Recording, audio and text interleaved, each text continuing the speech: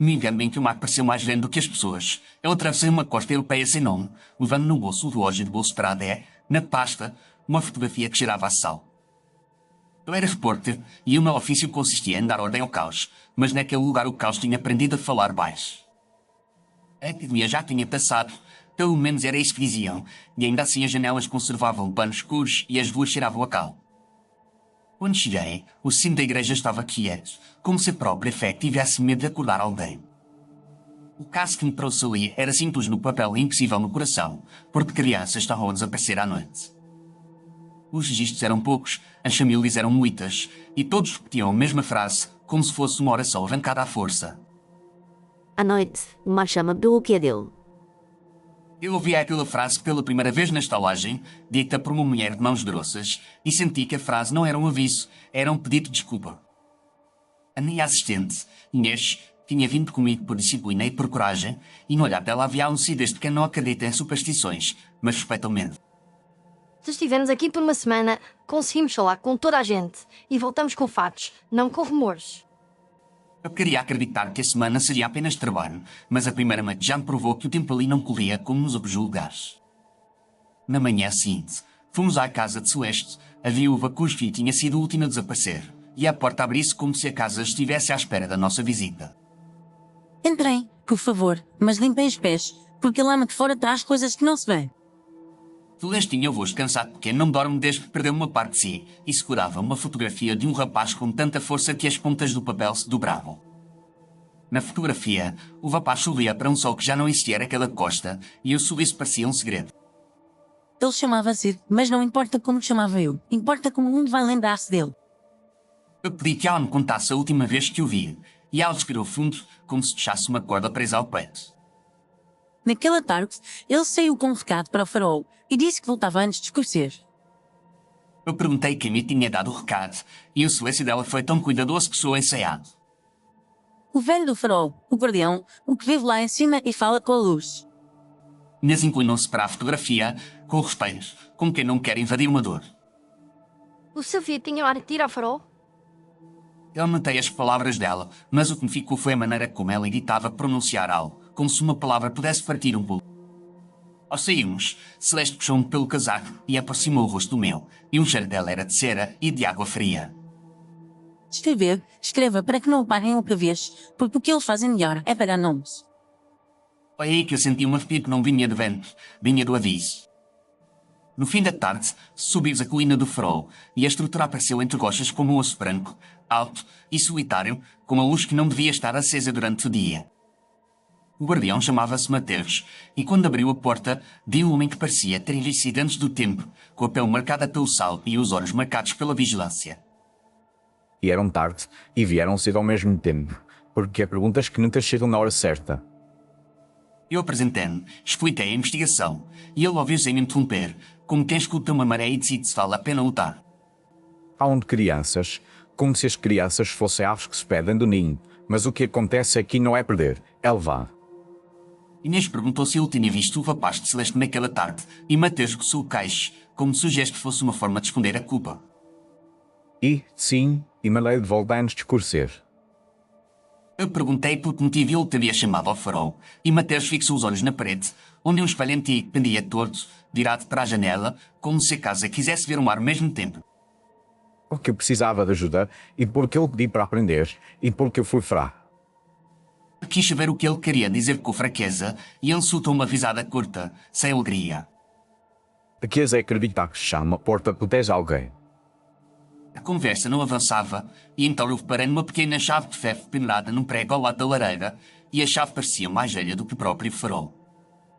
Eu perguntei para que servia a chave, e a mão de Mateus levantou-se de imediato, numa defesa instintiva. Não serve para nada que vos interesse, e eu não a uso há anos. Inês não insistiu, mas o olhar dela captou o detalhe de mentiras, quando são usadas muitas vezes, ficam gastas. Mas ele tem uma cave. Em pedra, bem umidade, bem coisas que não convém mexer. Foi a primeira vez que eu vi medo naquele homem, um medo antigo, não um medo imediato e um perigo visível, e foi isso que me prendeu mais do que qualquer história. Voltámos à estalagem ao anoitecer, e o céu ficou roxo, e o mar ficou negro, e a vila fechou-se como um punho. Inês organizou as minhas notas e atirei o relógio do bolso e virei na luz da lamparina. O relógio estava parado há meses, desde antes de eu partir, e eu não sabia por que motivo o tinha trazido, mas trazia-o como quem carrega uma promessa. Nessa primeira noite, eu adormeci tarde e acordei com a sensação nítida de que alguém tinha respirado perto da minha cama. A vela na mesa estava acesa, com a chama pequena, e a janela estava fechada, e mesmo assim, a chama inclinou-se como se tivesse ouvido um não. A vela apagou-se de repente, sem vento e sem aviso, e na escuridão eu ouvi um sussurro que não era de gente viva. Eu ouvi uma palavra simples e impossível, dita com humildade de quem pede o que lhe foi roubado. Eu ouvi, com clareza, a palavra que pedia um gesto e não uma resposta. Eu ouvi, junto ao meu ouvido, uma voz de criança, mas não era uma voz leve. Eu ouvi, com a língua do lugar, a palavra que tinha o peso de um corpo no fundo de água. Eu ouvi, como um fio puxado do mar, a frase que me deixou colado até ao amanhecer. Chama-me. De manhã, Inês disse que eu parecia doente e eu menti porque ainda não tinha coragem de transformar uma voz em fato. Se for febre, voltamos hoje, porque não vale a pena arriscar. Eu respondi que não era febre, mas a verdade é que era outra coisa que me queimava. Nesse dia, fomos à igreja porque onde há mortes e medo há sempre registros, nem que seja de vergonha. Basta estar ausente e um sacristão jovem, mãe B, abrimos a porta com pressa, como se quisesse terminar a conversa antes de começar. Se vieram por causa do farol, eu não tenho nada a dizer. Eu pedi apenas para ver os livros e ele hesitou e depois conduzimos uma sala fria com prateleiras e pó. Durante a epidemia, muita coisa foi escrita e muita coisa foi rasgada e eu não sei o que é pior. Eu fui a registros de mortes, listas de doações, promessas feitas a santos e então encontrei uma página cuja borda estava irregular, como se alguém tivesse arrancado um nome com raiva.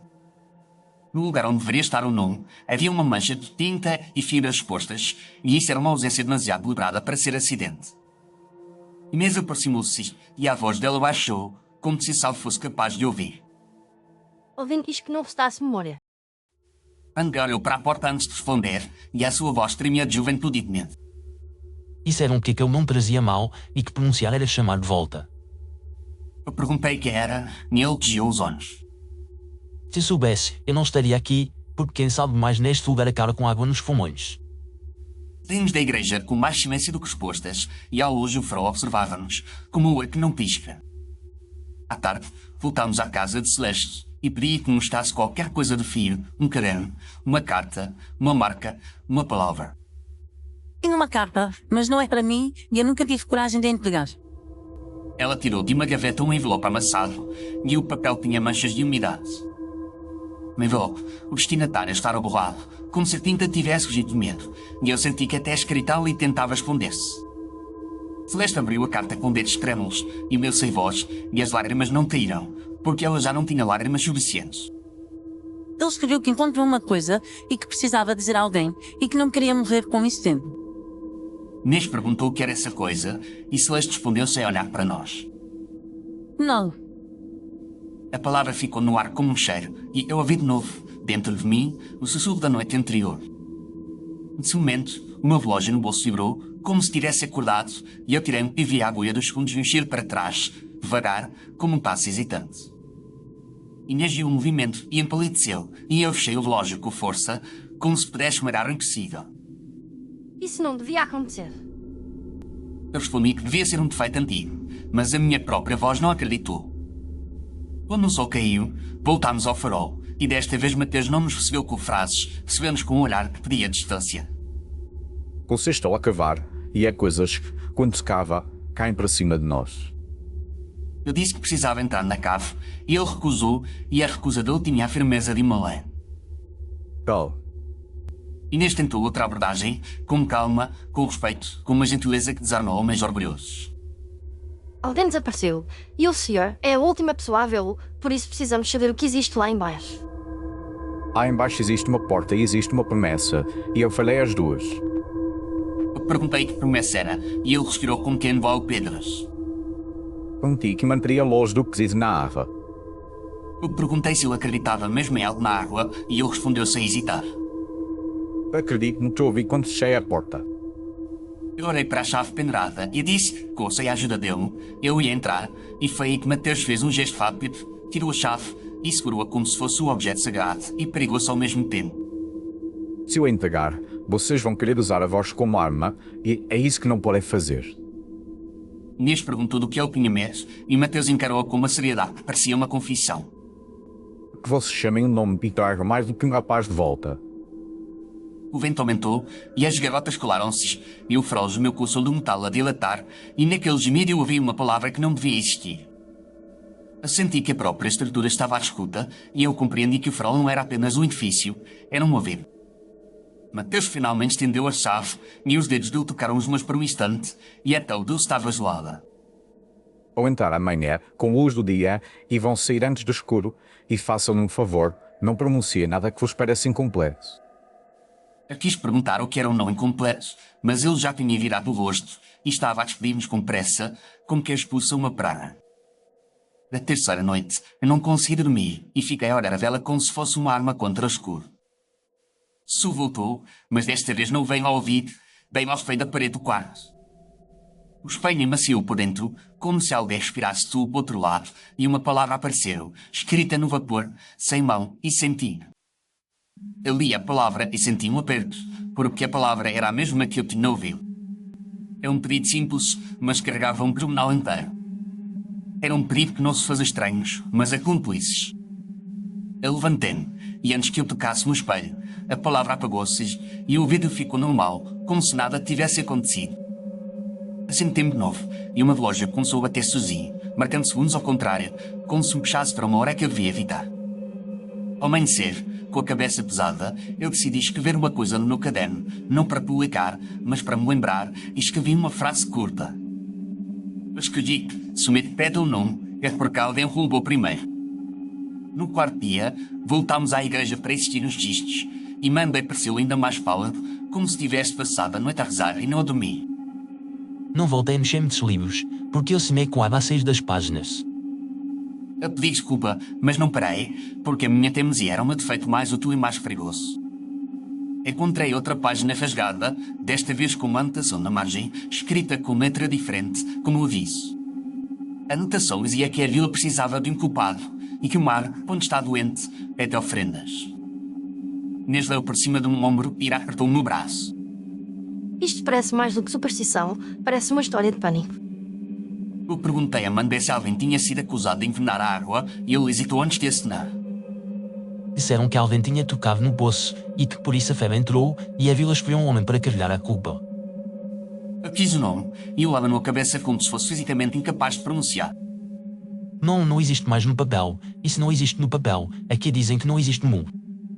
Sim, e eu senti que havia uma guerra invisível entre memória e esquecimento e que o farol era o campo de batalha. À tarde, Mateus apareceu na estalagem, algo que eu não esperava, e sentou-se à nossa mesa sem pedir licença. Quem chega para entregar uma sentença. Ou se esquei a cave e eu vou mostrar, mas antes preciso que entendam que o não começou com o rapaz.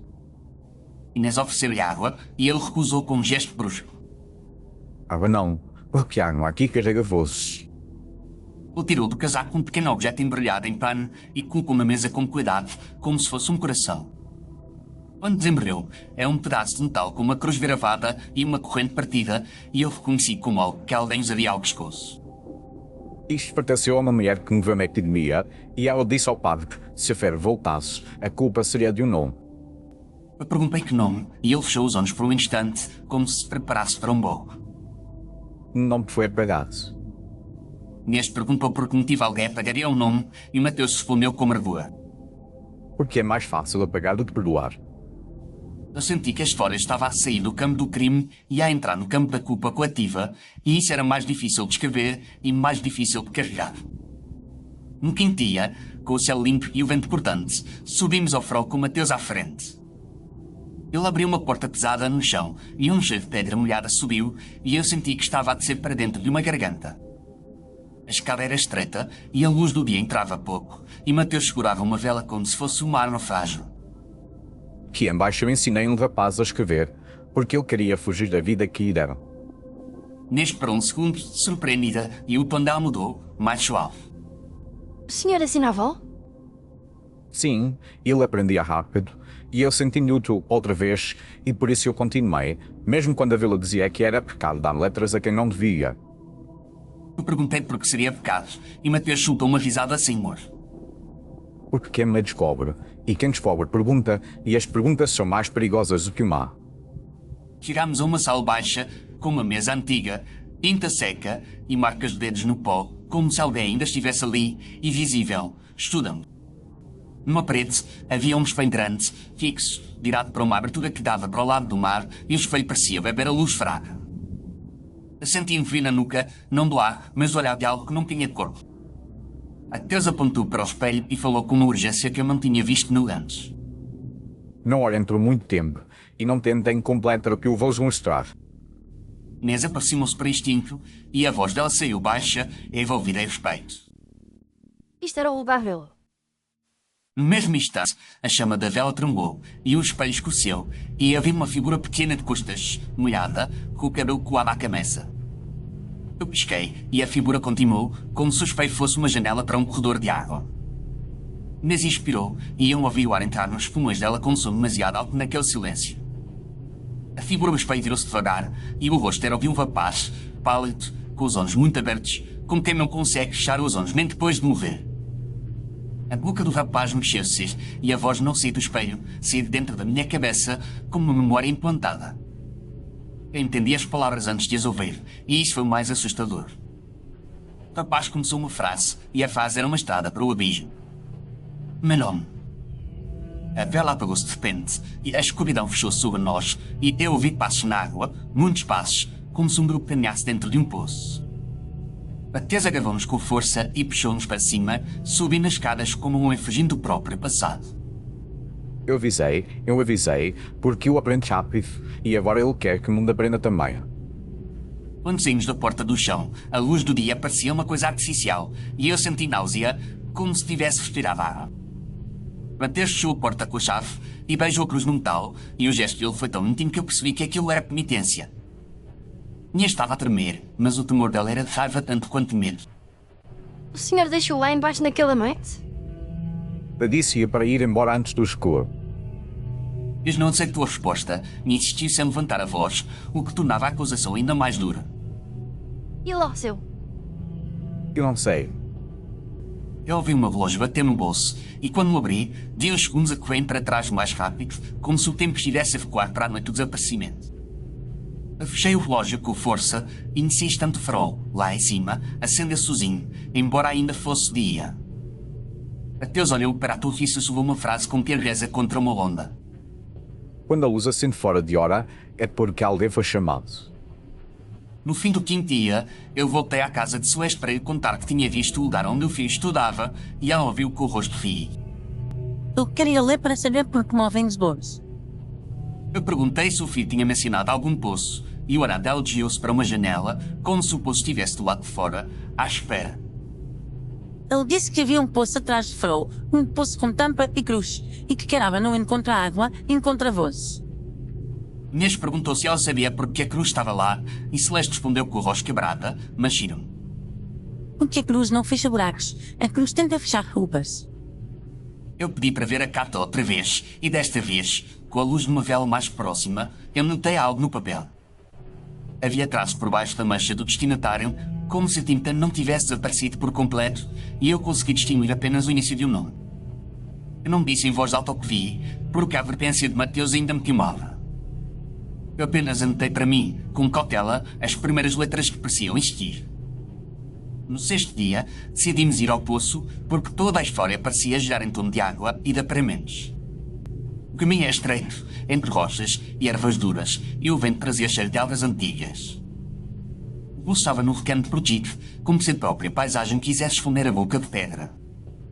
A rampa tinha uma cruz gravada e o metal da cruz estava gasto, como se muitas mãos o tivessem tocado em desespero.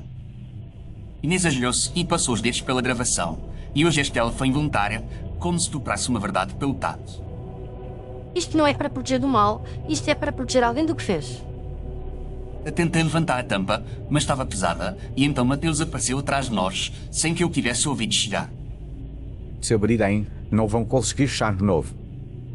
Eu perguntei por que motivo o poço tinha sido selado e Mateus olhou para o horizonte, onde o mar parecia uma lâmina. Durante que dia, a vila precisava culpar alguém e disseram que a água estava envenenada e que o culpado tinha um nome. Inês perguntou se o culpado era real e Mateus demorou a responder, como se a verdade fosse um peso que muda de forma. Real era o medo, e o medo esfonde sempre um corpo para bater. Eu perguntei se esse corpo tinha sido atirado ao poço e Mateus fechou os punhos e as articulações dele ficaram brancas.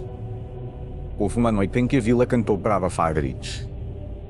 O ar ficou mais frio e eu percebi que a história não era apenas sobrenatural, era humana e isso é sempre pior. Eu disse que precisava ver e comecei a forçar a tampa e Mateus segurou-me no braço com força. Se vocês chamarem mão, vocês confirmam a história da vila e a vila vai querer repetir, porque a vila adora repetir o que lhe dá alívio. Inês levantou-se e encarou Mateus com uma dureza tranquila. Então o senhor preferiu parar um nome para proteger a vila e deixou um rapaz parar por isso. Mateus tentou falar, mas as palavras falharam e no lugar saiu apenas um sopro pesado. Tentei protegê-lo. Inês respondeu com uma frase que cortou como faca, porque a verdade, quando é dita sem gritar, tem lâmina. Então não é mesmo que cumpri. Eu senti um aperto no peito, porque aquela frase também era para mim, por razões que eu não queria lembrar. Eu puxei a tampa com mais força e alcei-o com um rangido, e um cheiro de água parada subiu, mas não era apenas cheiro, era memória.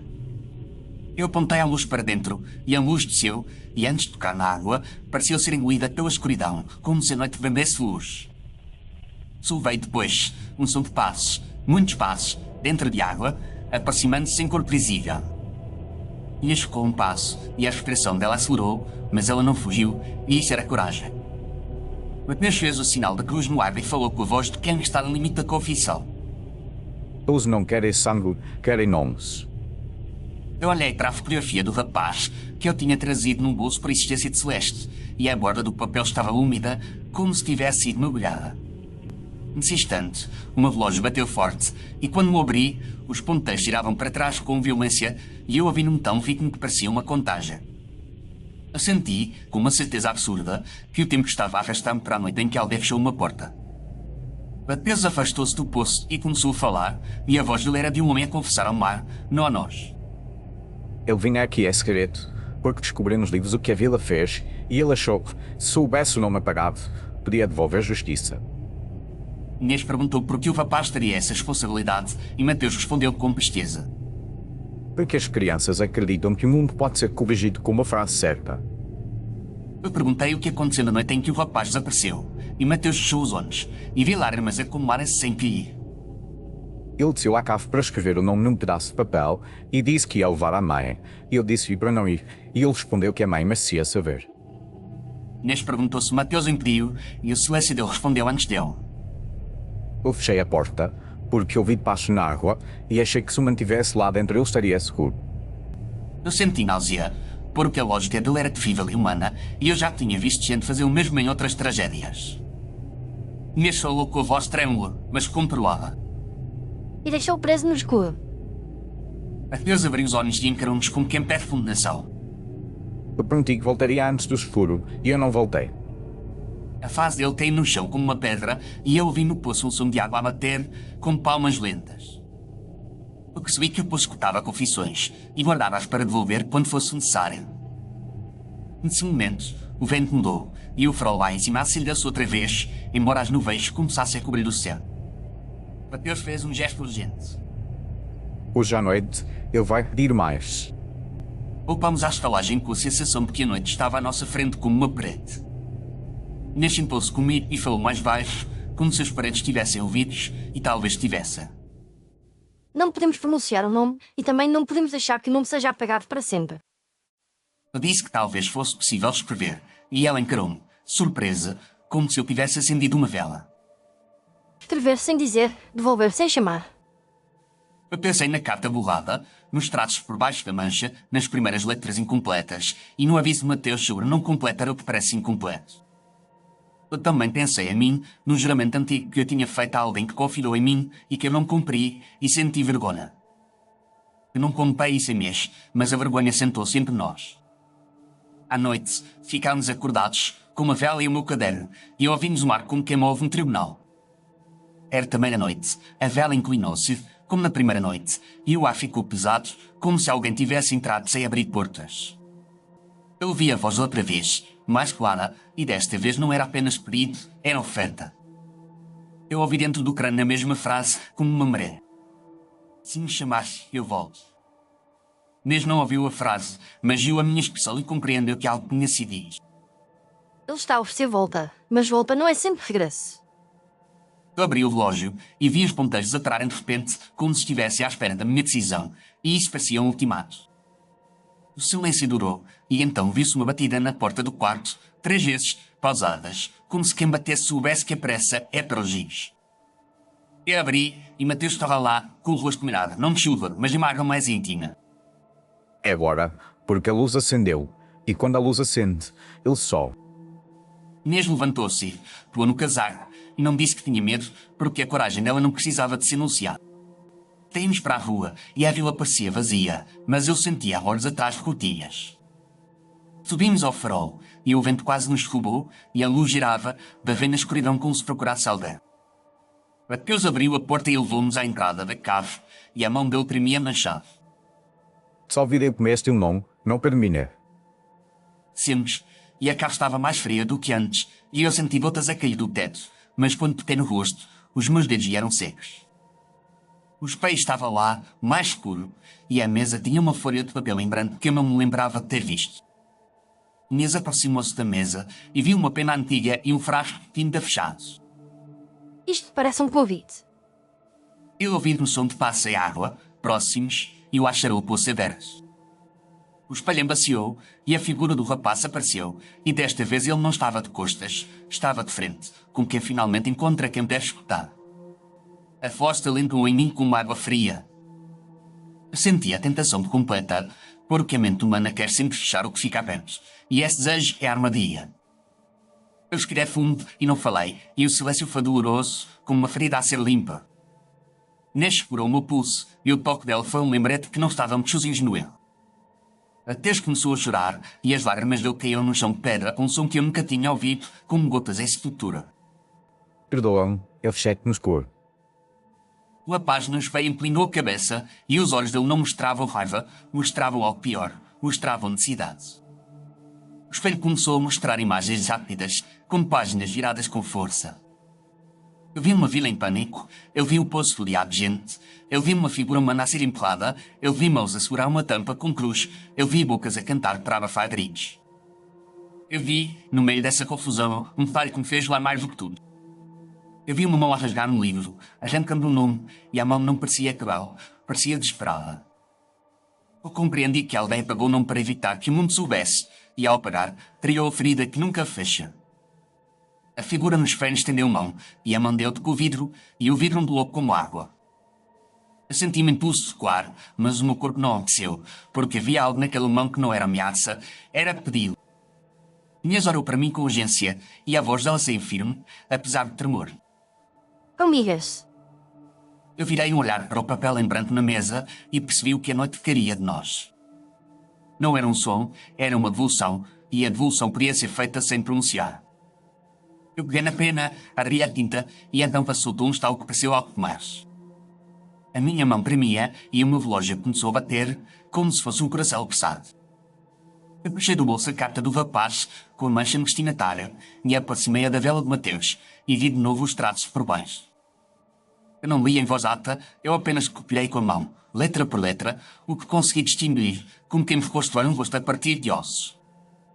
Eu escrevi as letras incompletas e parei antes de inventar, porque inventar seria chamar. Eu ouvi o poço dentro da cave e as vozes dentro de água aproximaram-se, impacientes.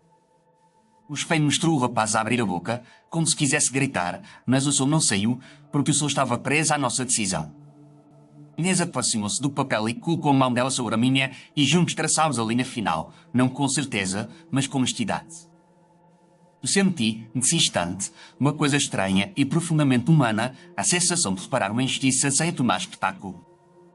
Quando a última letra foi escrita, o meu relógio parou de bater ao contrário e por um segundo, apenas um segundo, a agulha dos segundos avançou para a frente. O avanço foi tão pequeno que podia ser imaginação, mas o silêncio que seguiu foi real. Som de passos na água sul, como se alguém tivesse parado para escutar. A luz do farol lá em cima enfraqueceu, e eu senti a noite aliviar o peso. O espelho, o rosto do rapaz mudou, não sorriu, mas soltou a tensão, como que finalmente cede uma parte de si. Ele ergueu a mão e apontou para o papel, e eu entendi sem palavras. Ele não queria que o nome fosse lido, queria que o nome existisse de novo. Mateus caiu de joelhos, e a voz dele saiu quebrada, mas limpa. Eu não te devolvi a vida, mas devolvi-te a existência. Inês suspirou, e as lágrimas dela vieram, rápidas, como se o corpo dela finalmente permitisse sentir. Ele não volta, mas também não fica feliz.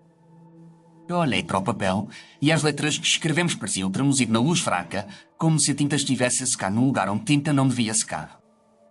Eu segurei o papel e senti o frio subir pelos dedos, e por um instante eu pensei que o papel ia dissolver-se como se fosse feito de sal. O papel não dissolveu, e isso foi a única vitória concreta que tivemos. O espelho começou a embaciar mais uma vez, e a imagem do rapaz afastou-se, como se quase por um corredor de água, e depois desapareceu. Eu ouvi, ao longe, o som que podia ser um mar ou podia ser uma multidão suspirando. Quando subimos as escadas, o ar de fora estava gelado, mas parecia mais leve, e o céu tinha uma linha clara no horizonte. Era quase manhã, e a luz natural cantava a entrar, tímida, como se pedisse licença. Mateus ficou no limiar do farol, sem se o ver, e eu percebi que ele não ia descer daquela culpa tão cedo. Inês perguntou-lhe se ia contar à vila, e ele abanou a cabeça. Se eu contar, eles vão querer apagar de novo, porque o esquecimento é o vício desta costa. Eu pensei em escrever um artigo, em revelar tudo, em obrigar a vila a olhar para o que fez, mas senti a verdade como uma faca de dois gumes. Se eu publicasse o nome, eu poderia dar ao poço aquilo que eu queria, uma voz que chama, e eu não tinha coragem de repetir o mecanismo do medo. Inês olhou para mim e falou com uma calma exausta. Há coisas que se noticiam e há coisas que se guardam para nós tomar ouvido. Eu guardei um papel com o nome escrito no meu caderno, fechado entre páginas, como se fosse uma relíquia. No 7º dia, antes de partir, eu voltei à casa de Celeste e entreguei-lhe a folha, sem dizer nada. Celeste segurou o papel com uma reverência que não era religiosa, era maternal. Agora ele não é apenas silêncio. Eu vi as mãos dela tremerem e vi nos olhos dela uma guerra de esperança e luz. Ela não perguntou se o fio voltaria, e essa foi a prova de que ela já sabia a resposta. Obrigada por não fazeres de um espetáculo. Eu senti a frase como um perdão que eu não merecia, e por isso doeu. Ao sair, eu ouvi atrás de mim a voz dela, baixa, como uma oração dita para alguém que já não está. Tomar, deixe dormir. Eu voltei para a estalagem, arrumei as coisas, e no bolso uma relógio estava quieto, finalmente quieto. Inês perguntou se eu me sentia melhor, e eu respondi com honestidade parcial. Eu disse que a noite ali tinha fechado uma ferida e aberto outra, e que eu não sabia qual doía mais. Na estrada de regresso, olhei para trás e vi um farol pequeno, distante, mas a luz não girava, e isso, por si só, parecia um milagre discreto. Eu sei que tudo terminara, mas as histórias que são verdadeiras não terminam, apenas mudam de lugar. Esse depois, já longe daquela costa, eu acordei numa noite sem vento, e ouvi no meu quarto um som de água a mover-se onde não havia água. Eu levantei-me e vi no espelho da minha casa uma névoa que não era do meu olho. No vidro aparecia uma linha de vapor e a linha formou letras, devagar, como uma mão paciente. As letras não formavam um nome completo e eu senti alívio e medo ao mesmo tempo, porque incompleto era seguro e perigoso. Eu peguei no meu caderno e abri na página onde o papel estava guardado e vi que a tinta tinha desbotado um pouco, como se o mar, mesmo longe, ainda lambesse as palavras. Eu tracei de novo as letras com a caneta, sem pronunciar, e nesse instante o som de água cessou. Foi aí que eu entendi a regra, e a regra era cruel na sua simplicidade. Alguns mortos não querem vingança, querem existência, e existência exige manutenção. Eu não contei isso a ninguém, porque falar seria chamar, e eu não queria chamar. Com o tempo, eu percebi que o que eu tinha vivido não era apenas uma história de fantasma, é uma história de pessoas que preferiam apagar para não enfrentar. E percebi outra coisa, ainda mais desconfortável, que a minha vida fora feita de promessas que eu odiava cumprir. Havia uma promessa antiga, de antes daquela costa, feita a uma pessoa que me pediu para eu ser testemunha, e eu fui covarde e fugi para outras notícias. O fantasma do farol não cedia ao meu passado por magia. Ele cedia porque a culpa tem cheiro, e os mortos reconhecem quem carrega o mesmo perfume. E escreveu-me depois uma carta curta, dizendo que nunca mais voltou àquela vila, mas que às vezes sonhava com um espelho virado para o mar. Ela escreveu que, no sonho, o espelho não mostrava água, mostrava páginas, e as páginas pediam cuidado. Aguardei a carta dela ao lado do meu relógio parado, e comecei a escrever um relato que nunca publicaria. Eu escrevi para que, se um dia deixasse de escrever o nome, alguém encontrasse o caderno e entendesse o que fazer sem chamar. Escrevi, também, para me lembrar que promessas não cumpridas são portas fechadas, e portas fechadas fazem é. Numa madrugada, muito tempo depois, eu tive coragem de voltar a olhar para o relógio e tentar fazê-lo andar. Não quis. Eu entendi que eu só avançaria quando eu cumprisse a promessa antiga que eu continuei a evitar, e senti raiva por um objeto que me julga. Nessa mesma noite, o espelho do meu quarto embaciou de novo, e no vapor apareceu uma frase, não um nome. A frase estava escrita como se alguém com mãos pequenas tivesse aprendido a escrever num lugar escuro. A frase era simples e exata, e ela não pedia nada sobrenatural, pedia apenas justiça do lado de cá. A frase dizia que nomes não servem apenas para chamar, servem para devolver. Eu li e fechei os olhos, e quando os abri o espelho estava limpo, como se a casa tivesse respirado aliviada. Na manhã seguinte, eu cumpri a promessa antiga fora daquela história e não foi mito nem heroico, foi apenas necessário. Quando cumpri, senti o relógio num bolso a ter uma vez, apenas uma, e pela primeira vez em muito tempo que agulhava-se um segundo. Eu parei no meio da rua, sem entender, e então sorri, não de alegria, mas de alívio. Nesse dia, eu percebi que o farol tinha mudado a minha vida não por me assustar, mas por me obrigar a parar de apagar. Ainda hoje, quando a noite está muito quieta, eu penso naquele rapaz e no nome que eu escrevi sem dizer, e penso na vila que preferi esquecer. Eu penso também no poço e nas vozes que ficaram lá embaixo e aceito que algumas culpas não se resolvem, apenas reconheça. Se um dia eu voltar àquela costa, eu não sei se o farol estará de pé, mas sei que o mar estará e o mar tem memória longa. E sei que, se eu entrar de novo numa cave com um espelho virado para a água, eu vou lembrar-me da gera. Eu vou lembrar-me de completar o que é incompleto pode ser uma forma de violência. Eu vou lembrar-me de que às vezes o mais corajoso não é dizer, é sustentar os silêncios certos. E vou lembrar-me de que um nome devolvido pode ser a diferença entre um fantasma e um esquecimento. Obrigado por teres ouvido esta história até ao fim. Tu gostaste? Deixa o teu gosto, subscreve o canal e escreve um comentário, porque a tua presença ajuda estas histórias a continuarem vivas. Se quiseres apoiar o canal, usa o código QUER no canto inferior direito do vídeo ou o link na descrição para fazeres o donativo. Na descrição também encontras o link para outras obras de uma série completamente diferente, caso queiras explorar mais noites e outros segredos. Até à próxima e fica comigo no próximo vídeo.